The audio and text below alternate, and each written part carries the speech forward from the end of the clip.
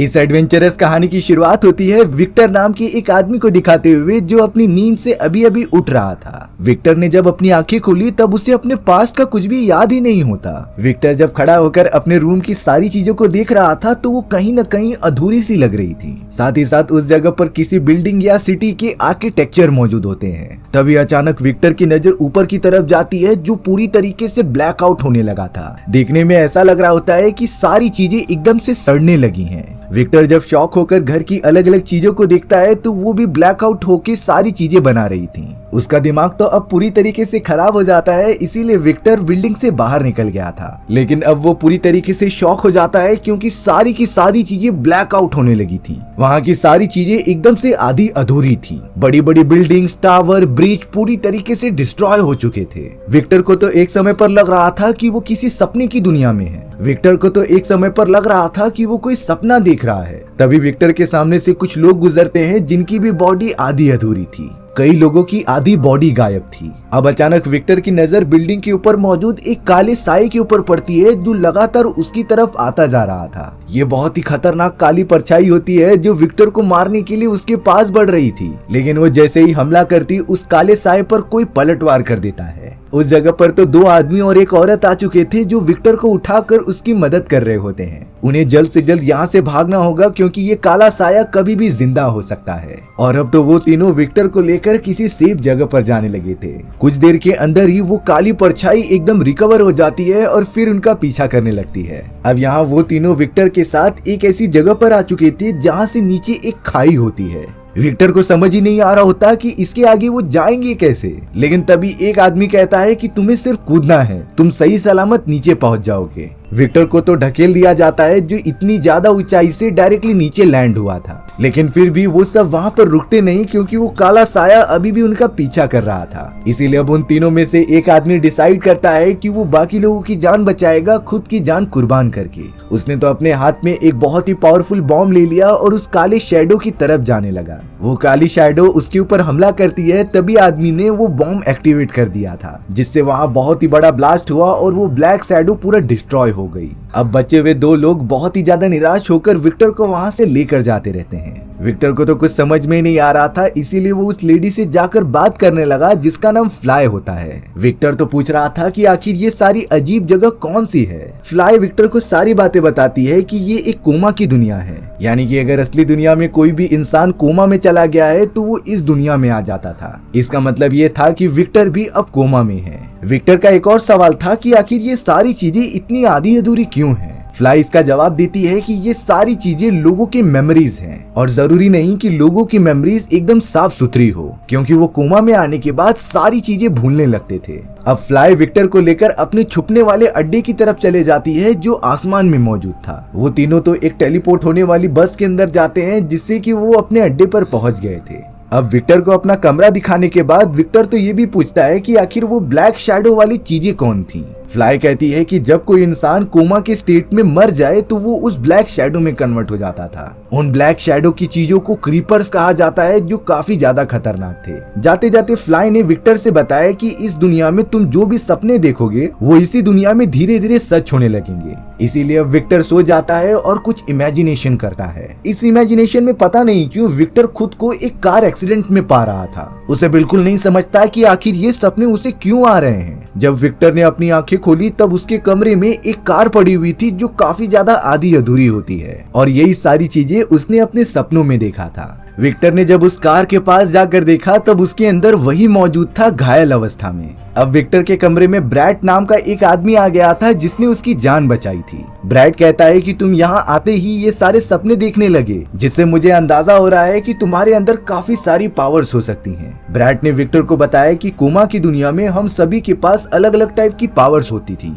सिर्फ हमें भरोसा करके उन्हें बाहर निकालना है। इसीलिए ब्रैड विक्टर के अंदर मौजूद पावर्स को बाहर निकालने के लिए उसे एक रोबोट से लड़वाता है। काफी ज्यादा वार करने के बावजूद भी विक्टर अपनी प्रोटेक्शन नहीं कर पा रहा था और नीचे गिर जा रहा था। सभी लोग तो बहुत ही ज्यादा हंसने लगे और फिर ब्रैड विक्टर से पूछता है कि आखिर तुम असली दुनिया में क्या काम करते थे। तभी विक्टर ने बताया कि मैं असली दुनिया में एक आर्किटेक्ट था। अब अगले दिन ब्रैड, फ्लाई और अपने सभी साथियों के साथ एक मिशन पर जा रहा होता है, जहां एक अड्डे से उन्हें कई सारे वेपन्स और गोला बारूद लेकर आनी है। विक्टर को भी वो साथ में लेकर जाते हैं, लेकिन सिर्फ बैग उठाने के लिए। अब उस अड्डे पर पहुंचने पर काफी सारे सिक्योरिटी गार्ड्स ने उन पर हमला कर दिया था, लेकिन ब्रैड की टीम काफी ज्यादा अच्छी थी और उन लोगों ने कोऑर्डिनेट करके उन्हें हरा दिया होता है। जिसके बाद वो सब एक चैम्बर के अंदर पहुंचे थे, जहां से परमाणु बम और वेपन्स चुराने थे। वो सब तो मिलकर गोला बारूद इकट्ठा करने लगे थे, लेकिन दूर से ही ब्लैक शैडो वाले 3 रीपर्स उनकी तरफ आने लगते हैं। उनकी टीम में सभी काफी डर गए थे, क्योंकि अगर रीपर ने उन्हें मार दिया तो वो भी रीपर में कन्वर्ट हो जाएंगे। एक बूढ़ा आदमी तो गोला बारूद को निकालने की कोशिश कर रहा था, और अगर ये नीचे गिर गई तो ये पूरी जगह ब्लास्ट हो सकती थी। इसीलिए अब कोई रास्ता ना होने के कारण विक्टर यहाँ अपने दिमाग पर फोकस करता है। वो कुछ अजीब सी चीज बनाने की कोशिश कर रहा था, जिससे कि ये बॉम्ब सही सलामत नीचे आ जाए। और अब विक्टर के लगातार अपने दिमाग पर फोकस करने के कारण वहाँ कुछ अजीब सी चीज बनने लगती है, जो बॉम्ब को एकदम सही सलामत स्लाइड कराते हुए नीचे लेकर आ गई थी। ब्रैड की पूरी टीम उन तीनों रीपर से बचते हुए डायरेक्टली अपने अड्डे पर आ जाते हैं, और अब सही सलामत पहुंचने के बाद सभी लोग विक्टर की काफी ज्यादा तारीफ भी कर रहे थे।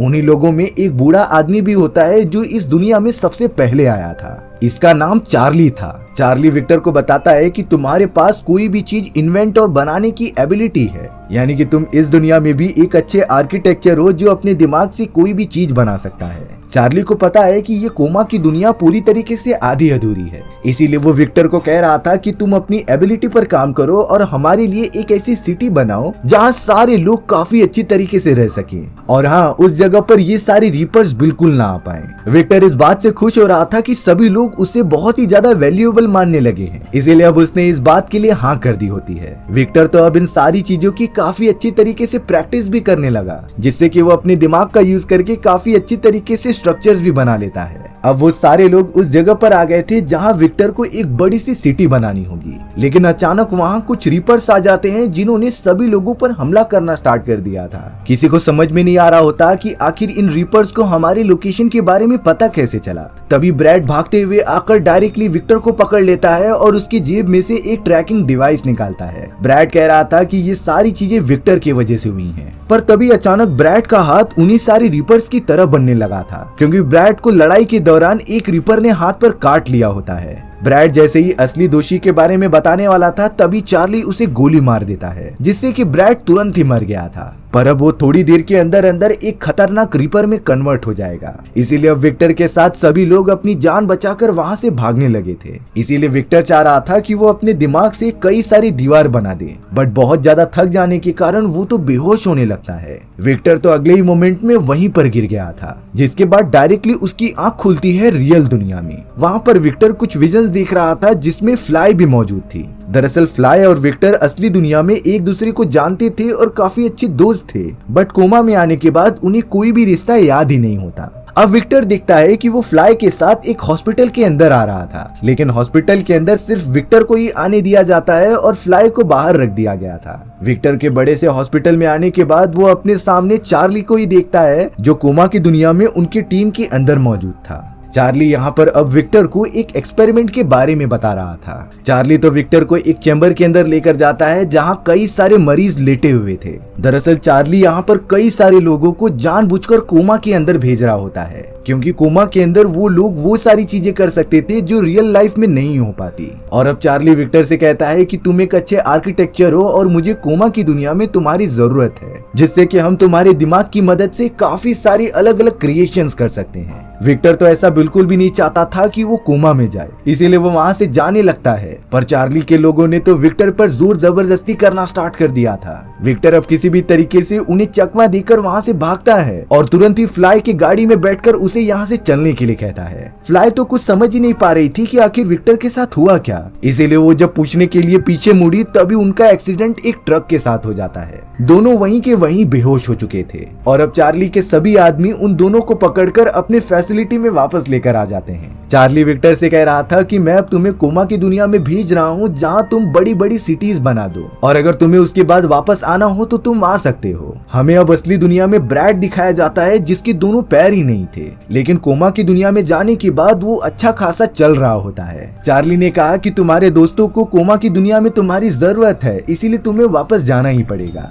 विक्टर को अब तुरंत ही कोमा की दुनिया में भेज दिया जाता है, जो अपनी आंखें उसी कमरे में खोल रहा था जब वो पहली बार कोमा की दुनिया में इंटर हुआ था। विक्टर के दोस्त बहुत ही ज्यादा मुश्किल में होते हैं, इसीलिए वो वहाँ पर पहुँच जाता है और अपने दिमाग पर फोकस करके एक बहुत ही बड़ा स्ट्रक्चर बनाने लगता है। वो तो वहाँ एक बहुत ही बड़ी सिटी बना रहा था जिसके अंदर सभी लोग सुकून से रह सकें। वहाँ पर तो अब उन्हें ब्लैक रिपर्स का भी कोई खतरा नहीं होगा। चौंकाने वाली बात थी कि विक्टर की अब माइंड क्रिएशन पावर्स भी काफी बढ़ चुकी होती है। विक्टर ने तो कुछ ही घंटों के अंदर अंदर वहाँ एक बहुत ही बड़ी सिटी बनाकर रेडी कर दी थी। अब वहाँ चार्ली भी आ गया था, लेकिन उसके बिहेवियर में कुछ चेंजेस दिखाई देते हैं। वो तो अब विक्टर, फ्लाई और बाकी लोगों से कहने लगा था कि तुम सभी की बॉडी में एक अजीब तरीके का लिक्विड डाल दिया गया है, जिसकी वजह से तुम असली दुनिया में कुछ ही मिनटों के अंदर अंदर मारे जाओगे, और अगर असली दुनिया में तुम मर गए तो कोमा की दुनिया में भी तुम्हारा वजूद खत्म हो जाएगा। इसका साफ साफ मतलब था कि चार्ली ने उन सभी को धोखा दिया है, और अब वो अकेले ही विक्टर द्वारा बनाए गए उस बड़ी सी सिटी के अंदर चला जाता है जहाँ पर वो सिर्फ अकेला ही राज करेगा।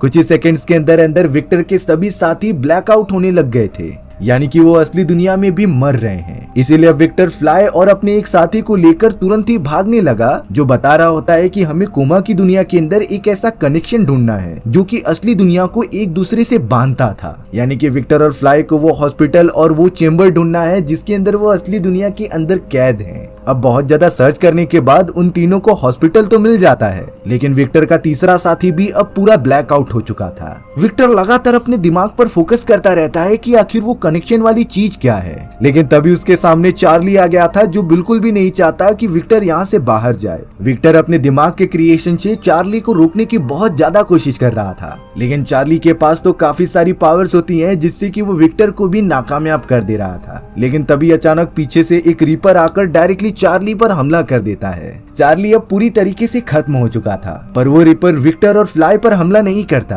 क्योंकि वो और कोई नहीं बल्कि विक्टर का दोस्त ब्रैट होता है। और अब विक्टर और फ्लाई उस बड़े से स्ट्रक्चर की तरफ बढ़ने लगे थे जो कि रियल दुनिया से कनेक्ट करता था। वहां जाने के बाद दोनों ही एकदम से ब्लैकआउट हो जाते हैं। तब जाकर विक्टर की आंखें अपनी असली दुनिया में खुल चुकी थी, जो कि उसी हॉस्पिटल में मौजूद होता है। विक्टर किसी भी तरीके से फ्लाई को भी जाकर उठा रहा था और वो दोनों काफी ज्यादा खुश लग रहे होते हैं वापस पाकर। विक्टर तो तुरंत ही फ्लाई को जाकर उठाता है और वो दोनों काफी ज्यादा खुश लग रहे थे एक दूसरे को वापस पाकर। दोनों ही वहां से निकल गए और अपनी लाइफ हमेशा हमेशा के लिए जीने लगे। विक्टर तो बड़े मन से अपनी आर्किटेक्ट की जॉब वापस करने लगा। और इसी के साथ हमारी ये कहानी यहीं पर खत्म हो जाती है। सो व्यूअर्स, आपको ये स्टोरी कैसी लगी कमेंट सेक्शन में बताना भूलना मत। और अगर आपको मेरा एक्सप्लेनेशन 1% भी अच्छा लगा होगा ना, तो वीडियो को लाइक एंड चैनल को सब्सक्राइब जरूर कर देना। मिलते हैं इसी तरीके की मजेदार वीडियोस में, तब तक के लिए बाय बाय।